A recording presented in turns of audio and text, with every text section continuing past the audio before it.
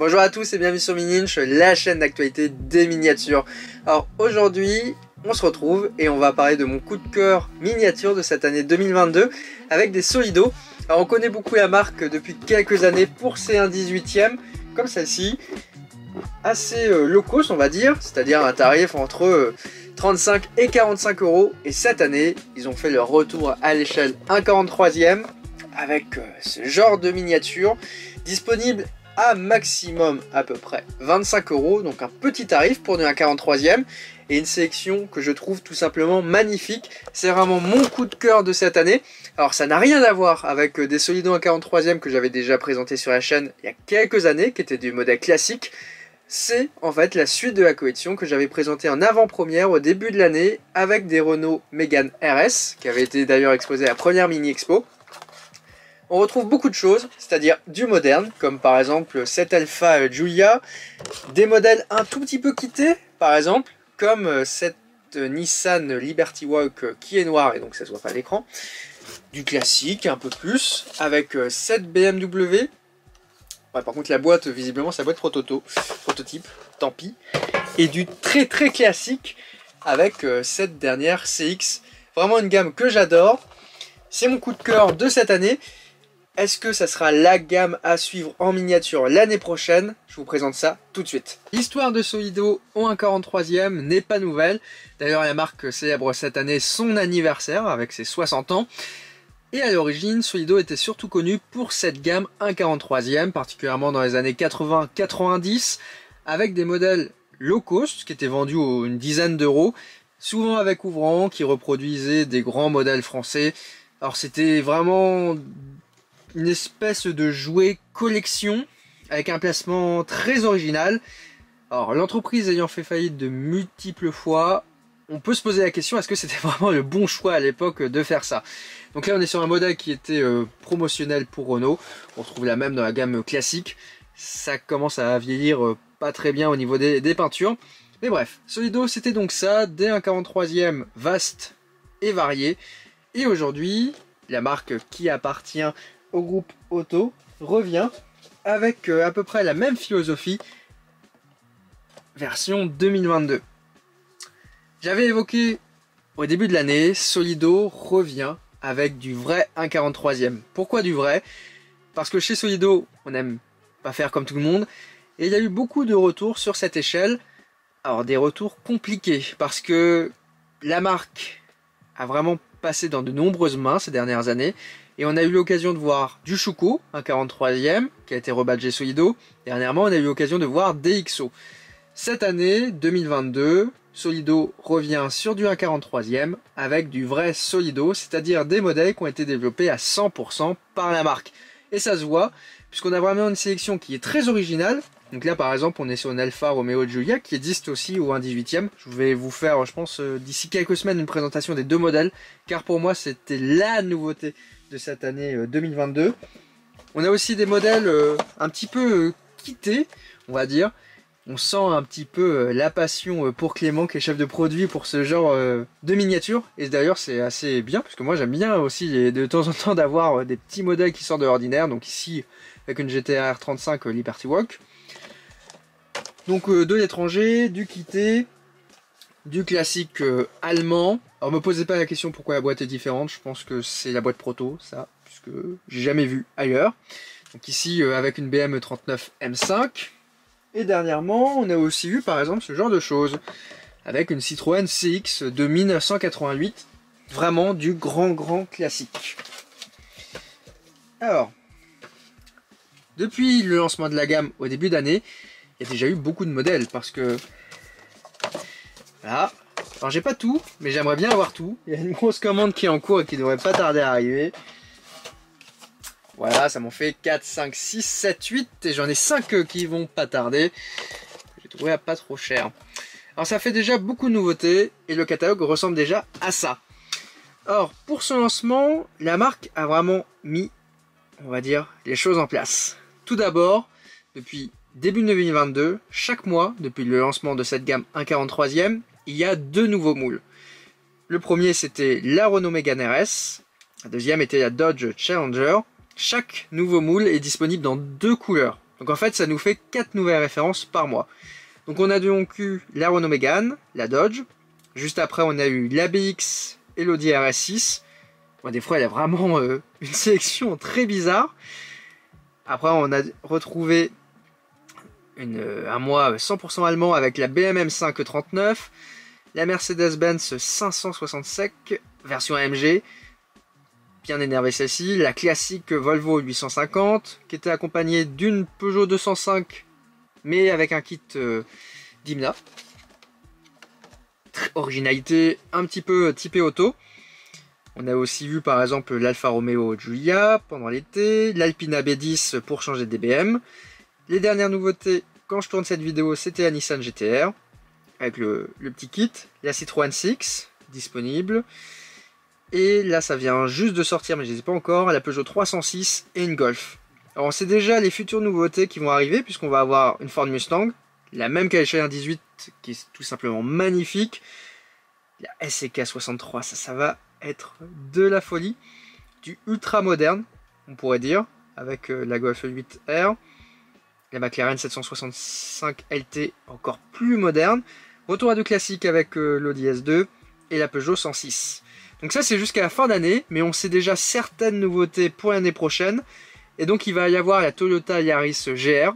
Oui, il y a Yaris GR à 25 €, alors que Schuko l'a annoncé à quasiment 70 au 43e. Et surtout, une Porsche 911, et pas n'importe quelle 911, puisqu'il va s'agir de la 992 GT3 de 2021. Ça fait beaucoup de nouveautés en très peu de temps, mais ça reste un budget abordable. Alors, le 1,43e, aujourd'hui, c'est une échelle qui est considérée une échelle de vieux. Bon, on va pas se cacher, c'était surtout mon père qui achetait du 1,43e à l'époque. Moi, j'ai fait principalement du 1,64 et j'ai souvent tendance à faire plutôt du 1,18 que du 1,43e. Néanmoins, on a rapidement un souci avec le 1,18e, c'est celui de la place. Et il faut également voir que souvent le 43 est assez cher parce que du Spark c'est 70 €, de la résine, et du Norev aujourd'hui on tend quasiment à 40 €. Je laisse de côté la collection presse à une quinzaine d'euros qui, bon, est pas forcément adressée à des personnes, on va dire, de mon âge. Alors par exemple, moi pour une collection, ce que j'aimais bien c'était la gamme Tarmac Works, qui était à une vingtaine d'euros, qui était en 1,64 avec des modèles classiques. On va dire qu'on pouvait trouver des sortes de BM, ils voulaient faire la Golf, etc. Il avait la Volvo 850, la même, et des modèles un petit peu quittés du GT3. Alors seul problème, c'est que c'est en train d'exploser au niveau des coûts. Là, la dernière Ferrari, on arrive quasiment à 30 €, et au final, le 1,64 c'est bien, mais ça reste petit. Et au final, cette gamme Solido, je trouve que c'est le bon compromis entre coût, qualité, place. Et surtout diversité, c'est-à-dire que pour 100 € par mois, si on veut acheter toutes les nouveautés au prix quasiment maximum, on peut les avoir moins chers si on prend évidemment des lots, on peut vraiment avoir une superbe collection et surtout tout avoir dans cet esprit collection. Alors j'avais déjà fait une précédente vidéo dessus au niveau de la qualité, on a des compromis pour atteindre ce tarif, donc les miniatures globalement sont avec une bonne finition, mais surtout elles ont un petit côté, on sait que c'est une miniature Solido 1,43e. On va avoir certains détails qui vont être présents, d'autres non. Là par exemple sur cette Peugeot 205 Dimna, on a des superbes jantes, ça c'est important. Des fois on a les étriers comme sur la Fiat Giulia. Et par exemple là on va avoir le clignotant qui va être peint en latéral, alors que souvent des fois il est rapporté. On a des rétroviseurs et surtout on a des essuie-glaces qui sont fins. Ça c'est ce qu'on va regarder en premier. Bref, les détails qui sont présents sur ces miniatures 1,43e sont bien réalisés. Les vitrages sont parfaits, la pas de bavure aussi au niveau de la peinture. Et donc on a une bonne qualité. Alors c'est vrai qu'on n'a pas forcément une finition qui est hyper haute, mais on rappelle que ce genre de miniature, on va justement l'exposer. Et c'est ça que j'adore. Bref, c'est vraiment la collection que j'adore depuis ce début d'année. Hop, on va passer à la CX. Parce qu'il y a un superbe rapport coût-qualité, prestation, délai, on pourrait presque dire. Seule ombre au tableau. Alors, la distribution est plutôt bonne puisqu'on est sur du Solido. C'est juste l'emballage. Moi j'aime bien par exemple les emballages un petit peu originaux à Tarmac Works. Là c'est très classique, pour moi trop classique. Ça aurait été vraiment bien d'avoir un emballage qui soit pour chaque modèle. Un petit peu différent avec ses couleurs, etc.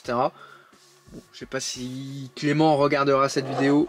ou le service Solido, mais s'il peut avoir des petites éditions limitées avec des beaux emballages, comme on commence des fois à voir côté 1.18, ça serait vraiment un véritable plus.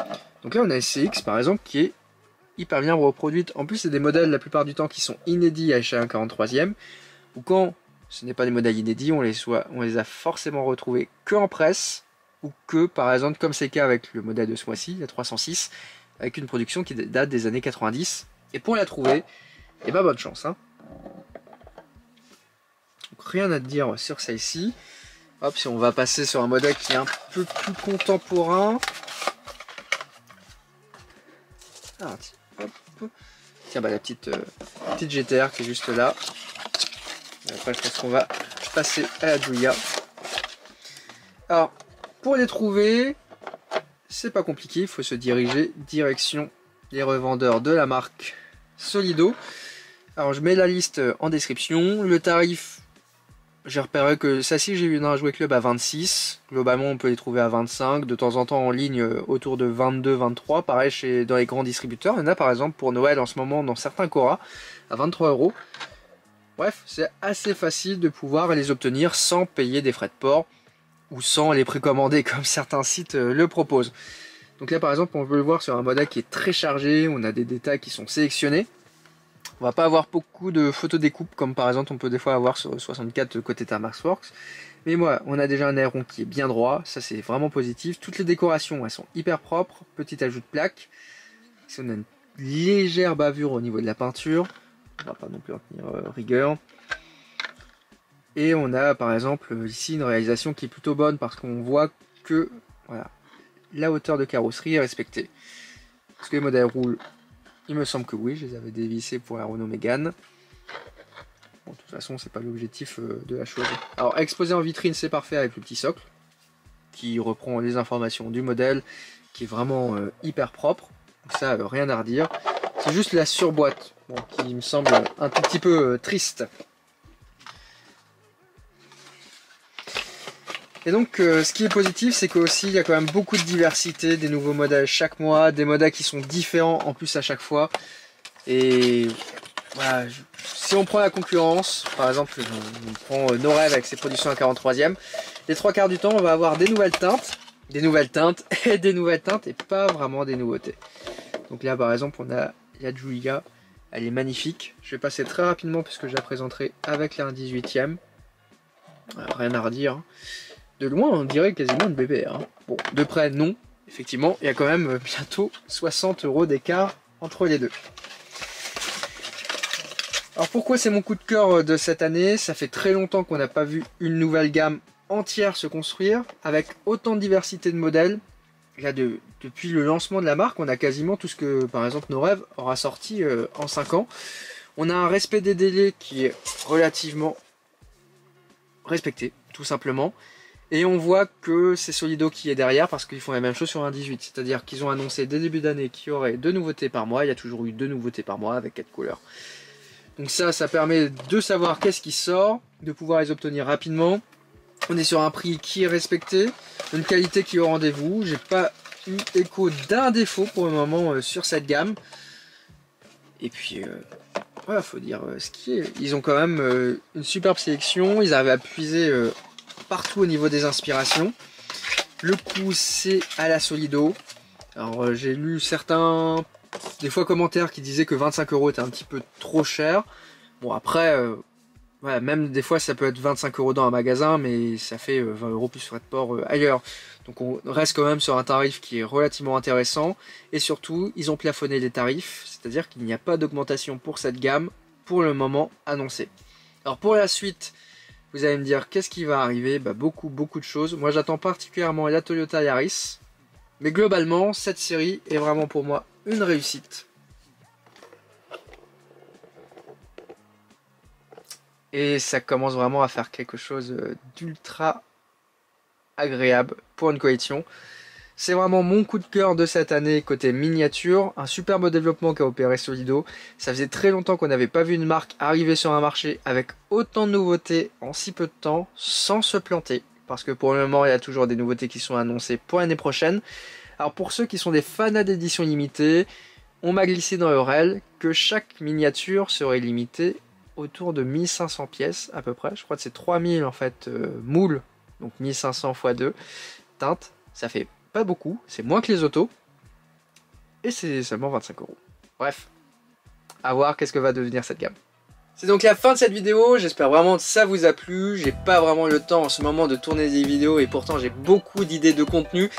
Donc n'hésitez pas à me dire si celle-ci vous a plu, si vous avez peut-être des recommandations pour la suivante. Dans tous les cas, vous pouvez suivre l'actualité des miniatures sur Mininch et tous mes réseaux sociaux. De notre côté, on se retrouve très bientôt. Allez, ciao!